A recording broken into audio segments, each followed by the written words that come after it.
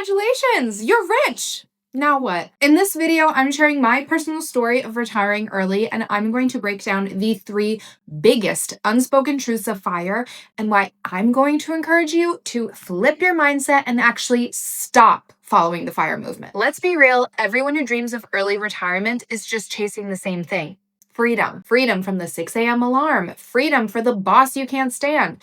Freedom from the pointless meetings and a calendar that is completely packed with other people's priorities. But what if I told you that's not the whole story? And if financial freedom is what you're working so hard for, listen, it's just one piece of the puzzle. Hi, I'm Emily, your big sister in finance and the founder of Soro, where we make personal finance clear, relatable, and actually useful for us figuring out life and money together. If this is something you're into, then hit the like and subscribe button and keep watching. If you're on the FIRE track or just went through a life transition to not working, this is how you're going to prepare for that change. We're not talking about the 4% rule or tax strategies. We're talking about the real human challenges, the ones that can turn a dream into a bit of a nightmare. Because here's the truth that most people don't talk about. Your nest egg, that magic number that you've obsessed over, just gets you the ticket to early retirement game. It doesn't actually teach you how to play. Countless personal stories and studies show that the psychological transition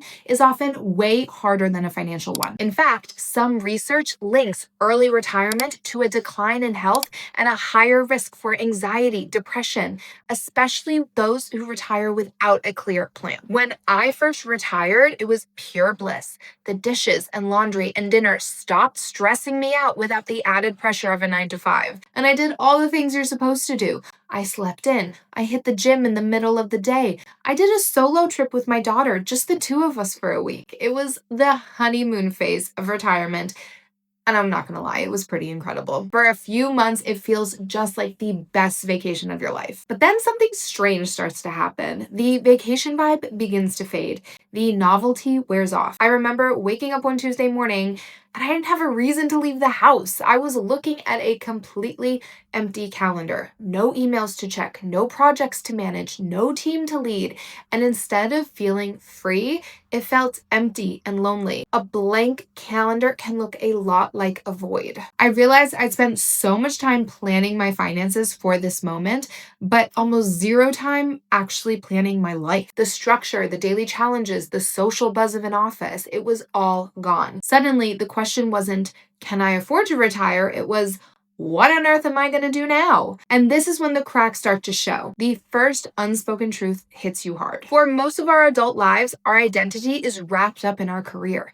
Think about it. That's the first question people ask at a party. So, what do you do? Your job is a convenient shorthand for who you are. When you retire early, that answer just kind of vanishes. You go from being a senior engineer or a marketing director to just retired. And for me, I said stay-at-home mom, which also comes with a lot of preconceived notions. For a lot of people, that can feel like being a nobody, for better or worse. You lose the built-in sense of purpose that comes from solving problems and getting things done. You have to figure out who you are without the validation of a professional title. And that's way harder than most of us think. Before you retire, boredom sounds like a luxury, but the reality of staring down 16 hours of unstructured time every single day is a different beast. That freedom you craved can quickly turn into some weird kind of paralysis. Your working life has built-in structure. You got a routine, social interactions, mental puzzles to solve. When that disappears overnight, it's easy to fall into a trap of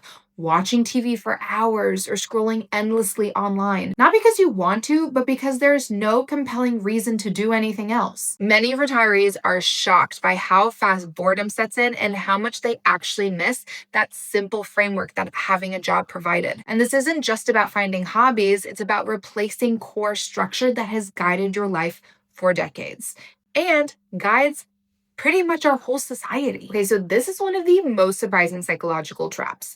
To get to early retirement, you had to become a master saver. You learned to live lean, say no to yourself, and pour every extra dollar into your investments.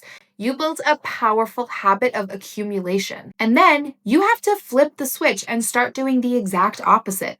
spending it. For many, this is psychologically brutal. Every withdrawal can feel like you're undoing years of hard work. You might find yourself living way more frugally than you need to and afraid to spend money on the very experiences that you retired for. This spender's guilt is real. And after years of optimizing for a high savings rate, learning how to spend freely and without guilt is a skill you have to learn all over again. If any of this is hitting home, do me a favor and hit the like button and write truth in the comments. You are definitely not alone, and it's a conversation we need to be having. So how do you avoid falling into these traps? The single most important thing you can do is make a mental shift. Stop thinking about retirement as retiring from a job and start thinking about it as retiring to a life. This isn't just a catchy phrase, it's a total change in perspective. A successful retirement isn't a math problem, it's a life design problem. Your job was your default source for purpose, structure, and community. In retirement, you have to build all those things yourself intentionally. The goal isn't just to escape work, it's to finally have the freedom to choose your own sources of meaning. This means the real work doesn't stop when you hit your financial number. In many ways, that's when it truly begins. You have to go from being the CEO of your finances to being the architect of your life. So what does that actually look like? It boils down to intentionally designing 3 key areas of your life. First, find your purpose project. You need a reason to get out of bed that isn't a paycheck. This is about finding something that gives you a sense of meaning and accomplishment. It doesn't have to be some grand world-changing mission. For some, it's volunteering for a cause that they truly believe in, which research shows improves happiness and health. For others, it's mentoring, learning a complex new skill like an instrument or a language, or starting a small passion-based business without the pressure of needing it to pay the bills. The key is that if it challenges you, engages your mind, and makes you feel like you're contributing. For me, that was starting my personal finance education business. I was able to dial in my own personal finances to start living my best life and wanted to start teaching others how to do the same. Humans are creatures of habit. While you don't want to recreate the 9-to-5, building a new flexible structure is crucial to avoiding feeling lost. Routines reduce stress and anxiety by giving your day predictable rhythm. This could be as simple as scheduling reoccurring activities.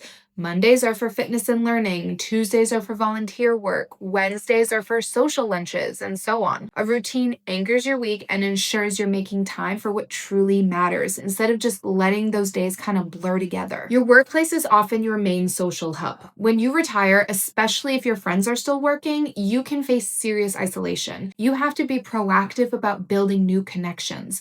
Join clubs, take group classes, find local meetups for your hobbies, or connect with other retirees. Building these new friendships takes a lot of work, but your social health is just as important as your financial health for a long and happy life. I personally joined a networking group for entrepreneurs, and since we all shared relatively flexible schedules, I was able to fill my time going to lunches and meetups and still be home in time to pick my kids up from school. The idea that early retirement is one long beach vacation is a myth. It's not an ending, it's the start of a new chapter that you get to design. That takes intention and a different version of what we consider to be hard work. Saving and investing simply buys you the ticket. The real work is building a life with purpose, structure, and connection once you actually have the time. The true reward of early retirement isn't the absence of work, it's the freedom of choice, the ability to spend your time in a way that reflects what matters most to you. That kind of freedom is worth far more than any paycheck. Thanks for watching. If this was valuable, please subscribe for more honest conversations